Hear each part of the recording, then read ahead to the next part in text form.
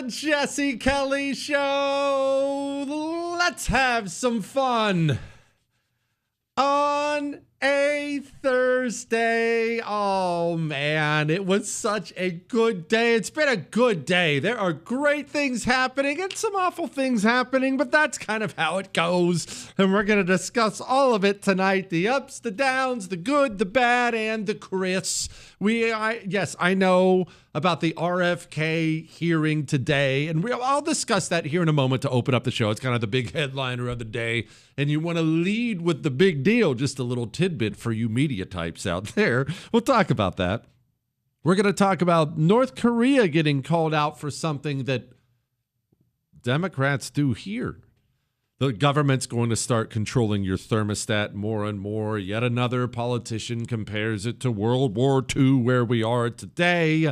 Trump's approval ratings hit an all-time high. The Justice Department might ban firearms for trannies. All that, emails, so much more coming up tonight on the world-famous Jesse Kelly Show. Now let's discuss medicine, health, medical matters, all kinds of things that I'm not qualified to discuss. Now, listen, stay with me. Health is such a hard topic.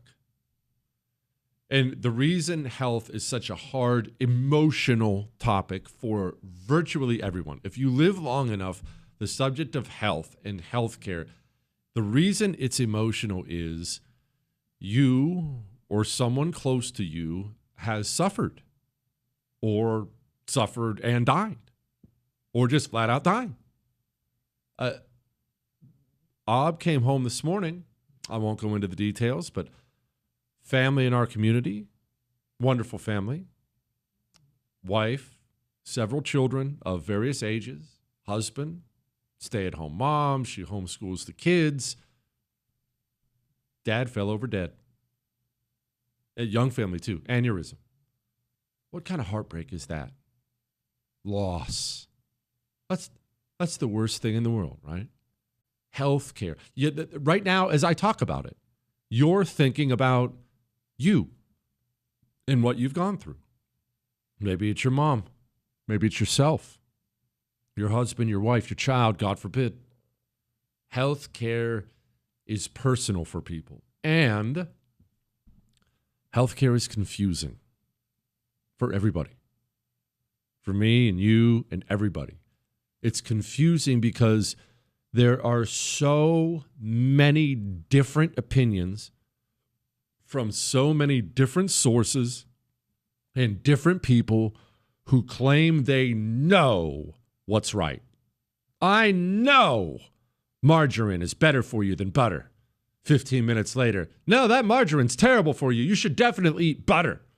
I know carbs are bad. I cut out the carbs and things got better. No, you have to have carbs.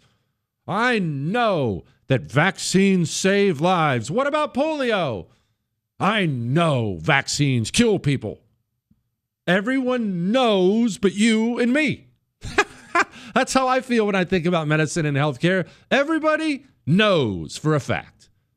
But it's confusing and heartbreaking, and that's a terrible combination. When you suffer loss, when you just flat out suffer, period, we look for answers, and everyone has one for you, and they oftentimes are completely opposite of each other. And I don't know about you, I find that to be incredibly frustrating. I'm not a doctor, and frankly, most doctors are morons. So even when I consult doctors, I walk away thinking, that guy's an idiot. That's why you need a second, third opinion. You go to 2, 3 different doctors, you get 2, 3 different solutions to the problem. Now, that's what I know. And here's what else I know.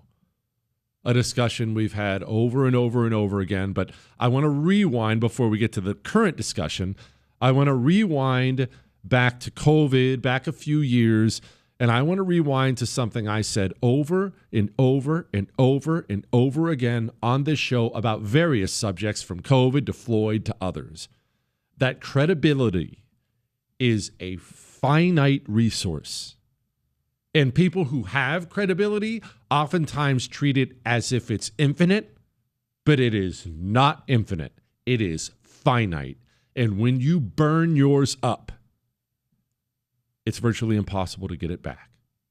And I warned, you remember, if you were listening then, you remember, I warned on top of my other warnings for COVID, I warned the medical establishment in this country, and that goes for hospitals, doctors, nurses, big pharma, CDC, HHS, you name it. I warned all the medical institutions of this country. I know you're living high on the hog. I know you're finally the tyrant you always wanted to be. Now you can tell people what to wear, where to go, what they're not allowed to do, and man, life is good. You're Dr. King now. Wait a minute, that makes you sound like Martin Luther King. You're Dr. Dictator now. It's a great life. And what did I warn you? You're burning it up. That credibility you're burning up as you live it up will not be easily returned to you. I warned the same thing to the black activists during George Floyd, but that's another matter. I said, you're burning up the last of America's patients for this. Now you see it. There's no more. But back to the medical establishment. People have all kinds of opinions on RFK Jr., and I'll play a bunch of audio from it in a moment. They love him. He's the best. He's a genius. They hate him. He's a kook. He's a nutball. He's a this. He's a that. I don't have actually strong opinions one way or the other, and I don't care. I don't care if you love him. I don't care if you hate him. My point is, if you are part of the medical institutions who burned up their credibility during COVID, RFK Jr., his presence, his ascendance, is your fault. Your fault. You told people to stand 6 feet away from everyone. That is the dumbest thing I've ever heard in my. It's not even practical. It is the stupidest thing I have ever heard in my life. And that was not a one-off person who one person said that. That was treated as gospel. That is the reason for school closures. The reason for restaurant closures, business closures, many of which never opened again. That established gospel is a ridiculous, stupid idea, and I can't believe it ever got mainstream. It's unbelievable to me. The first guy who brought that up should have been laughed out of any office he was in, whether it's a politician's office or a bunch of doctors. The first guy who said, I think everyone should stand 6 feet apart. He should have been laughed out of the room and then fired and mocked so relentlessly he had to move cities and change his name for the public scorn that came his way. Instead, everyone heard it and said, oh, nice. That's good call, Bob. Ridiculous. Wear a mask everywhere. So stupid.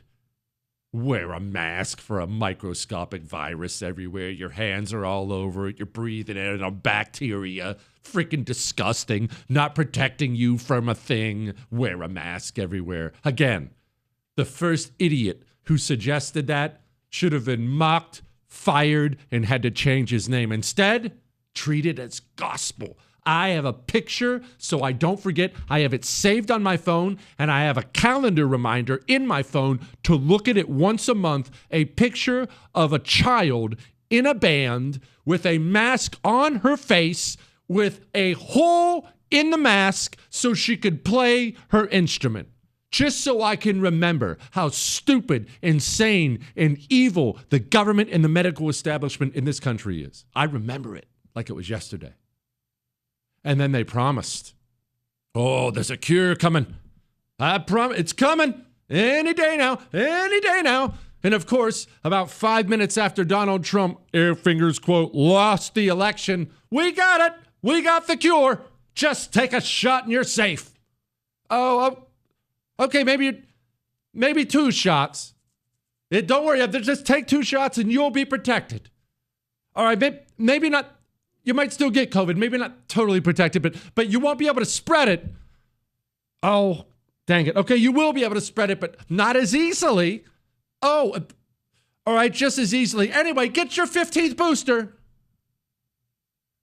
And all those people who pushed all those lies that wrecked your life, they all want me to believe now that RFK is the spawn of Satan. Maybe he is. I don't know. I'm not his advocate. I'm not his brother. Maybe he's the dumbest, kookiest person on earth.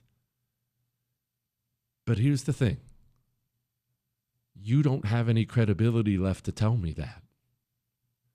You told me the sky was green over and over and over again when it's clearly blue.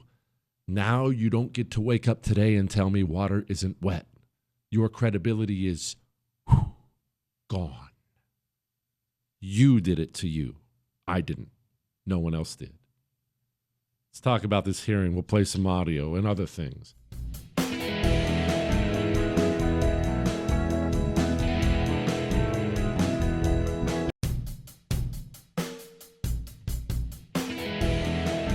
It is the Jesse Kelly Show on a Thursday, and before I continue, I have to remind you, what is tomorrow?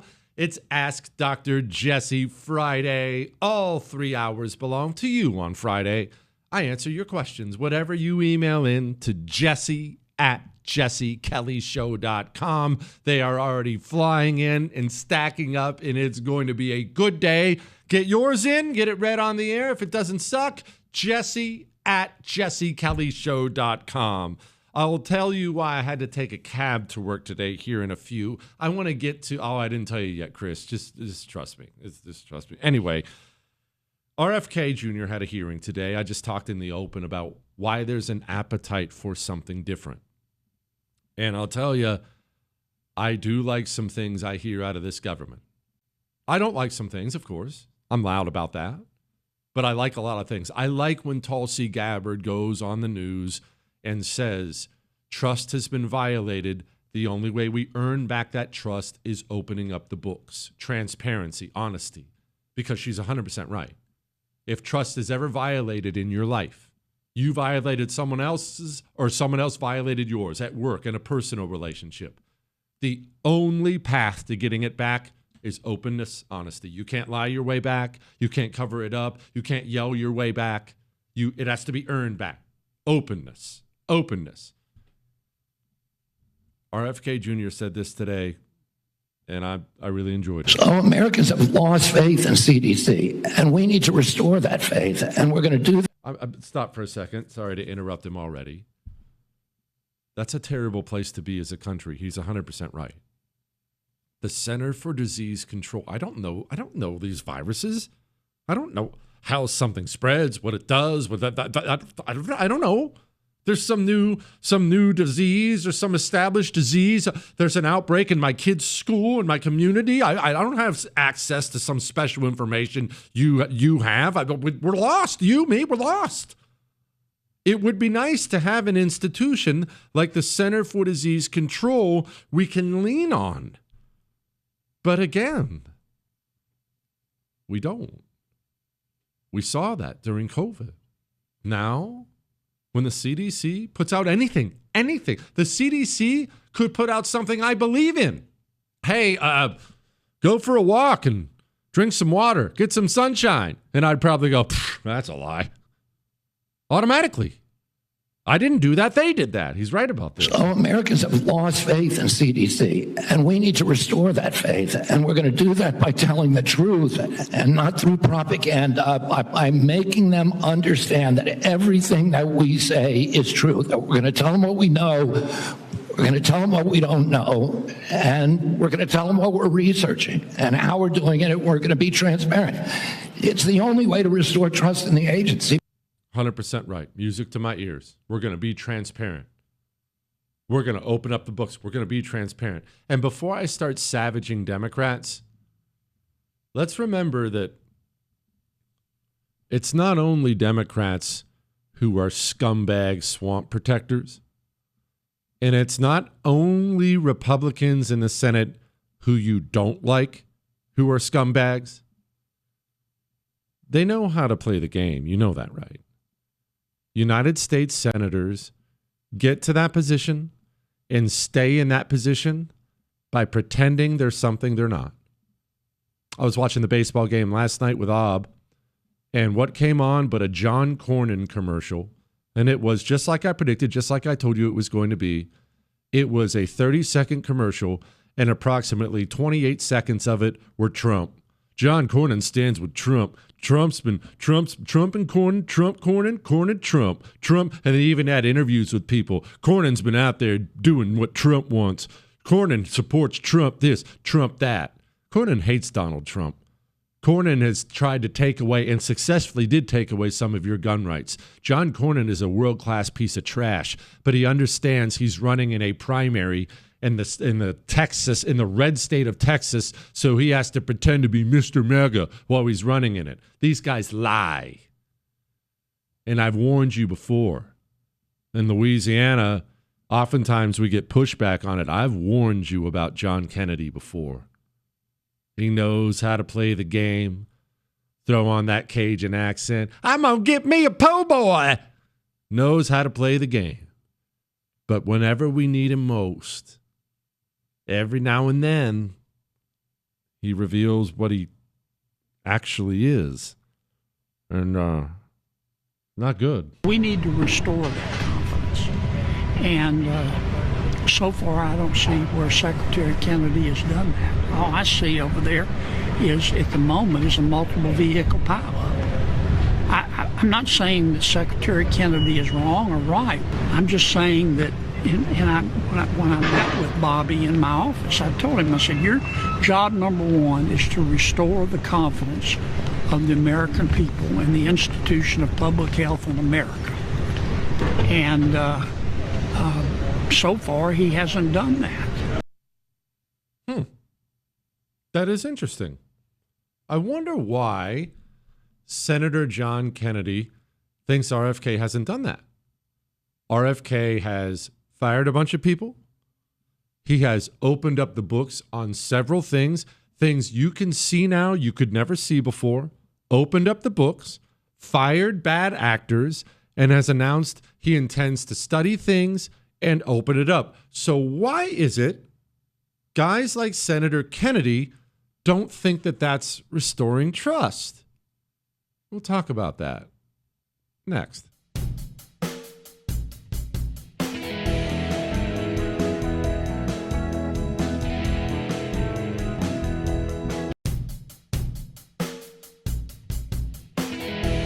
It is the Jesse Kelly Show on a fantastic Thursday as we near the end of the week. So we'll get to the Democrats today and their questioning of RFK. I'll get to that in a few, but I want to just take apart something that Republican senator from the red state of Louisiana, what he said, called the CDC what did he call it? A multi-car pileup? Chaos. He's not restoring trust. That's what he says. We need to restore that confidence. And so far, I don't see where Secretary Kennedy has done that. All I see over there is, at the moment, is a multiple vehicle pileup. I'm not saying that Secretary Kennedy is wrong or right. I'm just saying that, when I met with Bobby in my office, I told him, I said, your job number one is to restore the confidence of the American people in the institution of public health in America. And so far, he hasn't done that. We just talked about restoring trust. And there are two different ways you can attempt to go about it. There's the correct way that works, and there's the wrong way that doesn't. And so just to break this down, we already talked about the correct way that works. Openness, honesty, complete honesty. I've used the example before. If I become an unbelievable alcoholic and I'm wrecking my life, wrecking my car, wrecking my family, I decide I want to clean myself up. I don't get to be 20 minutes late home from work without giving Ob an explanation on why. We had a meeting. Hey, I'll call you from work. So you don't. She has earned that openness because I have to give it to her in order to get that trust back. I don't get to be 20 minutes home, 20 minutes late from work and say, I'm not telling you, leave me alone. Quiet down. I wasn't doing anything wrong. Shut up. It doesn't work. And the two different approaches, you know the difference in them? The true difference in them? Humility. somebody who has done wrong and knows they have done wrong and knows they need to earn back trust, someone who approaches that with humility knows they have to be open. I've been drinking too much. I am sorry. I will fix it. I'll let you know I'm not at the bar. Whenever you want to FaceTime me, you can. By the way, we haven't done this. This is just an analogy. Wherever you want to FaceTime me, we can. What does that show on my behalf? Humility. I have screwed up. I am sorry. I'll be open. But that's not how historically evil institutions have approached it. Evil institutions historically have approached the lack of trust without humility, and therefore they almost always approach it the exact same way. Shut up. You don't need to know. No, I know. No, be quiet. No, stop complaining. No, censor this person. No, that's always their solution. If you don't trust me, it's your fault. That is what Kennedy doesn't like. Kennedy, a bunch of evil Republicans and evil Democrats just like him. They don't think books should be open. They don't think people should be fired. They just want to be able to give you orders because they lack humility. If you're at the CDC or if you're any one of these people apologizing for it, you should be throwing yourself on the ground and begging the American people for forgiveness for the evil crap you've done. You don't ever get to say, oh, trust me. No. Nope. You don't get to give me orders. You don't get to dictate squat to me. You lied. You did evil stuff. You approach me with humility and say, I'm sorry. I'll be honest with you. But you see the difference. You see the difference. Here's what RFK says. Americans have lost faith in CDC, and we need to restore that faith. And we're going to do that by telling the truth and not through propaganda, by making them understand that everything that we say is true, that we're going to tell them what we know, we're going to tell them what we don't know, and we're going to tell them what we're researching and how we're doing it, and we're going to be transparent. It's the only way to restore trust in the agency. Transparent. I'll tell you what I know, man. I'll tell you what I don't know. I'll tell you what I'm looking into. Now, you have old cynical Jesse sitting up in his chair saying, okay, now I'll listen. But you take this approach? Nah, I'm checked out. We need to restore that confidence. And so far, I don't see where Secretary Kennedy has done that. All I see over there is, at the moment, is a multiple vehicle pileup. I'm not saying that Secretary Kennedy is wrong or right. I'm just saying that, when I met with Bobby in my office, I told him, I said, your job number one is to restore the confidence of the American people in the institution of public health in America. And so far, he hasn't done that. That's not what you want, though, is it, Senator? That's not what you want. What you want is everything to stay the way it's been. Because let's be honest, the people who are in the club, they call the Senate the most exclusive club on the planet. The people who are part of the club, look, the way it's been has worked out pretty well for them. Remember that old analogy my buddy told me, that he grew up in D.C., grew up in that political environment, and I asked him, hey, what's the main difference between a member of the House of Representatives and a senator? And he said, well, a senator doesn't need reservations. It's that kind of important. If Senator Kennedy, Senator Warren, Senator on any side, Senator whoever visits Turkey and requests a meeting with the government, they'll get it. Could you get a meeting with the government? Of course not. Big deal. Gigantic deal. These people sound bought to me. They want to keep things going the way things have been going.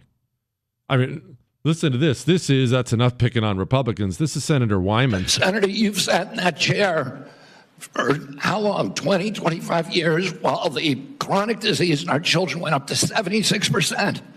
And you said nothing. You never asked the question why it's happening. Why is this happening? He never asked the question because he's bought, paid for. He's not sick. And if he does get sick, he'll get the finest quality care in the world. That you're sick, your kids are sick, couldn't possibly care less. He also pointed out Elizabeth Warren's generous pharmaceutical donation. I hope that you will tell the American people.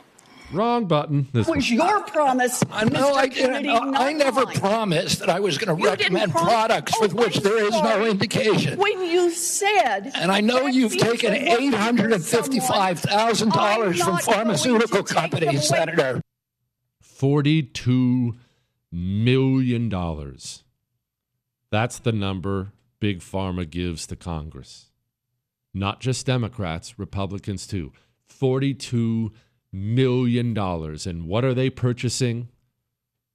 Favors, handouts, in exchange for large donations to their campaigns that allow these senators to stay in the biggest, most exclusive club so they don't have to ask for reservations. Speaking of the state of Louisiana, look, we can crush Democrats all we want, and I'm about to point out Warner and Lewin and a couple others, but I don't know that there is another senator who is more bought and paid for by Big Pharma than Senator Bill Cassidy of Red, Louisiana. Total scumbag. We will finish this up because I don't want to spend all day on this in a moment.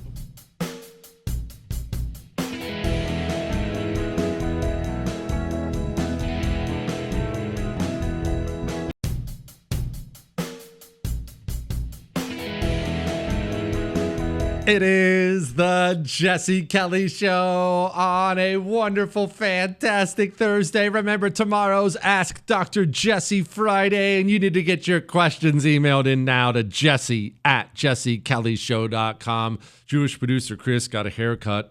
Hope you didn't pay good money for that one, bud. Whatever. I don't know what you did, but it's not working. All right. It looked better before you ever cut your hair. All right. And that's saying a lot because it looked terrible before. I'm trying to help. I know. Look, you're going to get that caught in something, but you're going to get that caught in something. Anyway, back to the hearings from today. You know, we talk about how diversity hiring is the death of everything. Whatever you try to diversify is going to die. And it is actually a great feather in our cap because Democrats focus on this. They focus on it everywhere, including on their own staffs.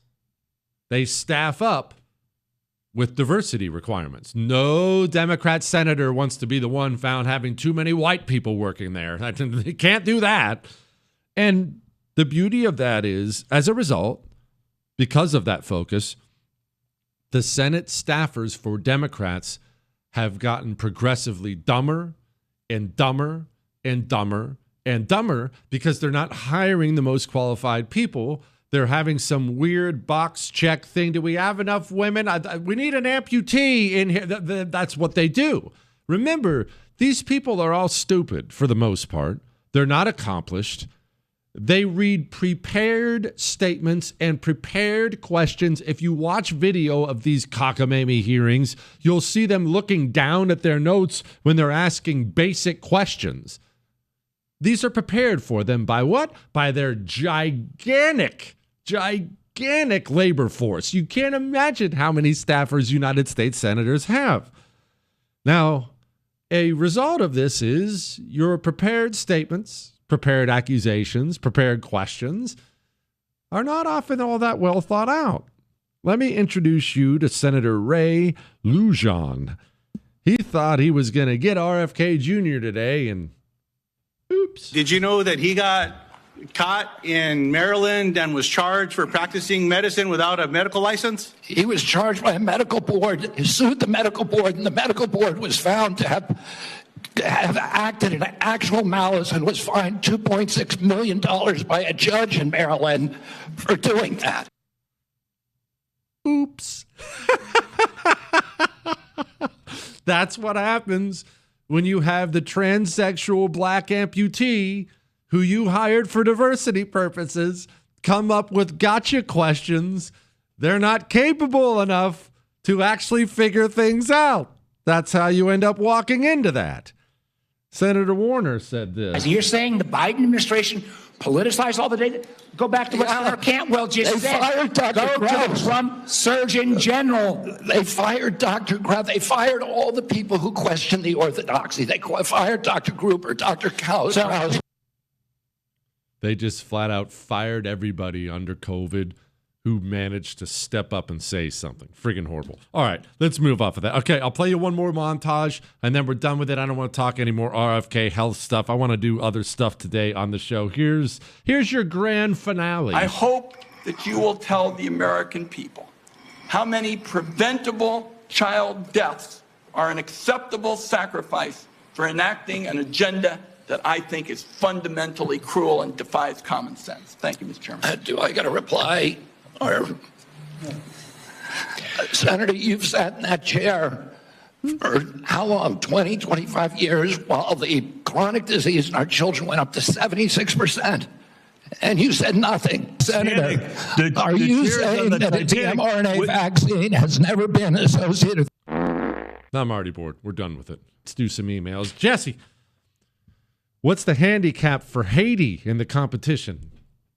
In case you missed it yesterday, we're starting Monday. I don't know how long it's going to last. We are going to have a crappiest countries in the world competition. It'll be very official. We'll find out what the biggest dump on the planet is. Look, I don't want to influence you one way or the other.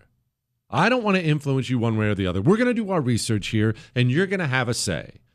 But look, if I had to handicap it, I'd say they're a contender. I'm not much of a gambling man, but if I were betting, it'd probably be worth a 5. It'd be worth a 5 as long as they don't eat it. Jesse, I vote for Jamaica. For the worst country?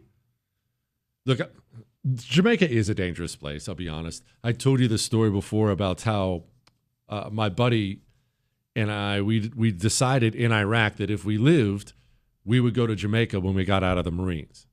And we lived, of course, and we did. We fulfilled that promise, and we went down there for 10 days, but we didn't have any money. So it was a lean 10 days. It was certainly lean. One of the not highest end, all-inclusive hotels. It was tough sledding down there for a while. And they kept warning us, hey, you really don't need to leave the hotel after dark. Like, you shouldn't leave the hotel after dark. But, of course, we were young Marines. You think you're 10 feet tall and bulletproof. First thing we did was leave the hotel after dark. Oh, no. Are you going to take a cab? No, we can't afford it. We're walking. It's like 2 miles away in the middle of the night, strolling through Jamaica. I cannot believe I'm still alive. It really is genuinely amazing. It is by God's own grace that I am still alive. And it did feel a little dangerous. It did feel a touch dangerous. If you even went down on the beach, you'd have some pretty unsavory people coming up, offering you some unsavory things, and you'd think, maybe I should go back to the room. What, Chris? What? Yeah, it did have a Mexico feel to it. It was black, but it's black Mexico. That's kind of how it felt. And it kind of felt like one of those third world places, if you've ever been to one. They all kind of have this everything's for sale feel. Hey, I think I'd like an RPG. I bet I'll be able to locate one. I told you about that bar in Thailand where the dude opened up the floorboard and there was a grenade launcher in there he was going to sell me. I said, what? How much? No, I'm kidding. I didn't actually buy it. I wouldn't have been able to bring it home, but I want one.